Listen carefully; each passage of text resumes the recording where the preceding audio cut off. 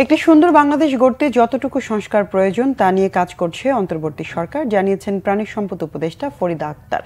আর প্রাথমিক ও গণশিক্ষা মন্ত্রণালয়ের উপদেষ্টা বিধান রঞ্জন রায় পোদ্দার জানিয়েছেন, পাণ্ডুলিপি পরিমার্জনের জটিলতায় বই ছাপাতে দেরি হলেও আগামী বছরের প্রথম মাসে প্রাথমিক শিক্ষার্থীদের হাতে নতুন বই তুলে দেওয়া হবে। মৎস্য প্রাণী সম্পদ উপদেষ্টা ফরিদা আক্তার বলেন, ছাত্র জনতার রক্তের উপর দিয়ে গঠিত অন্তর্বর্তী সরকারকে নিয়ে হেলাফেলা করা যায় না।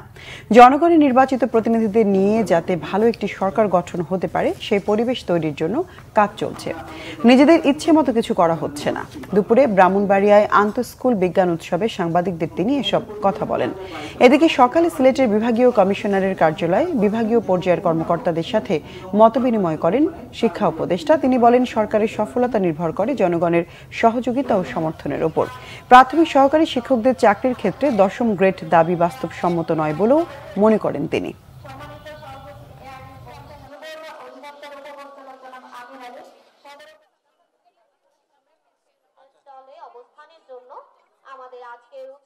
আমরা নিজেদের মতো কিছু করছি না। আমরা একটা সুন্দর বাংলাদেশের জন্য যতটুকু সংস্কার করা যায়, একটা নির্বাচিত সরকারের হাতে তুলে দেওয়া যায়, সেটাই আমরা চেষ্টা করি। পাণ্ডুলিপিগুলো তৈরি হয়েছিল, সেই পাণ্ডুলিপিগুলোকে আবার কিছুটা পরিমার্জন করতে হয়েছে। এই কারণেই আমরা কিছুটা বিলম্বিত হয়েছে, কিন্তু আমরা প্রক্রিয়া চালাচ্ছি, অগ্রসর হচ্ছে। ওয়ার্ক অর্ডার দেওয়া হয়ে গেছে আমাদের বইগুলো ছাপানোর, এবং আমরা আশা করছি যে জানুয়ারিতেই আমরা সব বই, বিশেষত প্রাইমারির সব বই আমরা বাচ্চাদের কাছে পৌঁছে দিতে পারবো।